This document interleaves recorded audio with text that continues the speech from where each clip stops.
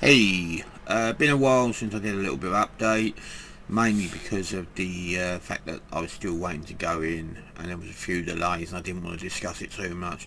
Try and make this a quick one, but you all know what I'm like. I love to talk. I love to talk. Um, had some delays I think I mentioned in the previous videos, which was the dental work and MRI scan, which had a flare up. I also had an issue with the heart. I'm not going to go into too much of that now. Basically, a valve or a ventricle or something like that isn't working properly, so it's not pumping the blood out properly. I've been through all the tests, all the stress echo and stuff like that, and they've deemed that it's not dangerous enough to stop my stem cell transplant going ahead. Uh, the the heart will potentially need looking at more, especially with the fact that I've got quite high cholesterol and high blood pressure. A lot of that is to do with eating crap, which I've cut out a lot of it. I'm still having the odd treat here and there, but not nowhere near the level I was. I've also had a bit of an excessive weight gain, which is quite common with chemo and cancer and stuff like that. Although obviously it's quite common to lose a significant amount of weight, it's also quite common to gain a significant amount of weight, especially when you're not particularly active. So want to shift some of that as well, and obviously get the blood pressure and the cholesterol under control. So that's a story for another day. Yeah, so I got the call tonight about just gone 7 p.m. I think it was, that they've got a bed for me, so I will be going in and will be gone for a minimum of about 1 month. What that basically is 3 intense days of chemo, which is quite significantly more than what I've had on chemo before, so the strength level of that will kick the living daylights out of me, and it's essentially destroy the bone marrow. And then after those 3 days, you have 3 days of rest to sort of get your body sort of not feeling like it's been run through the mill, and then reintroduce the stem cells to my system. After that, it's a minimum of 3 weeks recovery. So, because obviously, with the bone marrow destroyed, you're not generating your own blood cells, the stem cells which create your blood cells, and obviously your white blood cells are what really sort of like, does all your immune system and stuff like that. And as I maybe said before, I muted the PC to stop getting the Facebook notifications, but I'm getting them on my phone, so I hadn't even thought about that. Sorry. But anyway, back to the blood cells, white blood cells. The immune system is obviously gonna repair itself gradually, but as I said, while you're in there that 3 weeks and your immune system low, they don't want to introduce you to outside potential sources of infection.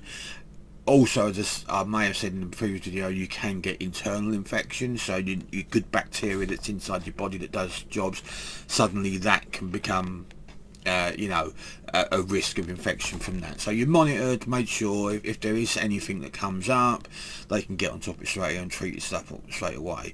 Obviously, if there is an infection of some description, that will mean potentially being in longer. But obviously, as I'm capturing positivity these days, I have, got it in my head that, I'm going to be in there for the 3 week recovery, no longer.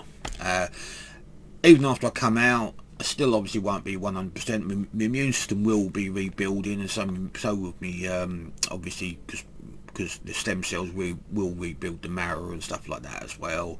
So it will be rebuilding, but obviously it will be a gradual thing. As you can see, I have got quite a nice head of hair at the moment, and it is starting to go more ginger again, back to its natural colour. But as you can kind of see, especially here, still quite a lot of white in there. But I mean, this light doesn't really do any justice. But it's a lot lighter than my normal colour, and as you can kind of see in there that it is a hair colour of many different shades, There's blonde and there's white and there's ginger and all points in between. This will probably be the last time you'll see this for a little while, because this chemo will probably, wipe this out again. I'll probably lose my bollocks hair as well, and all my chest hair and all that, which I lost before. The beard will stop growing. It's still quite. I mean, you can only see a bit of stubble. I think you can see it's still quite white all over. The chin normally is white, but the rest of the hair up there, that's very white as well. So yeah, so I expect all the hair to fall out again. The chemo will probably do me a big favour in probably help with my weight loss. That's what my nurse said to me when I said, "Oh, I'll put on the weight." And she went, "Don't worry, once you have this stem cell, you lose a lot of that." I mean, yeah, if you want to have a good diet, get yourself some heavy dose chemo. That'll sort you out apparently. But yeah, I mean, that's really just about it. As I say, I know I like to talk, but as I say, this is kind of a rushed one, because essentially I'm going in at I'll be picked up between about 3 and 4 o'clock in the morning. So it's what's it now? It's about 9:45 at night. So as you can tell, I'm kind of getting myself prepped. I mean, I had most of my bags done, just needed to chuck a few things in there, the day-to-day usage stuff like my mobile charger and my tablet and my tablet charger and other bits and pieces like that, and a few smellies for the armpits and soaps and all that's gone in there, and my medications as well. So I don't really need to take a lot of clothes with me, because I'm going to be spending most of my time in pyjamas. So that's not what you would call a priority, is to load it with clothing. There's plenty of liquid sustenance in there for me as well, because you can only drink so much water. And that's pretty well. I tell you, they do provide coffee and tea and stuff like that, but it's like when other people make you a cup of tea or a cup of coffee and it's never to your liking. When you drink a cup of coffee and it's like drinking the dirty dishwater, it's not. So I've got some other bits and pieces. There's I believe there's still visiting restrictions on some wards, so I'll have to find out about that, and then tell everyone they can come and visit me, and then see what excuses you can all come up with for not coming. That's the no, I'm only joking.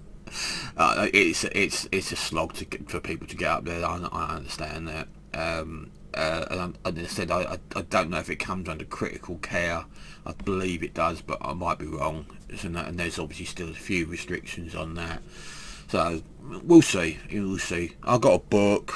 Although my eyes are still, I've still got no glasses because I broke them. A tablet, and you've got access to a TV and stuff like that, I think. So that's about it at the moment. So hopefully next time you see me, I'll be balder and less hairy, but finished with my treatment, and then I'll give you an update as soon as I know it. So quickest video I've ever done. So signing off. See you when I see you.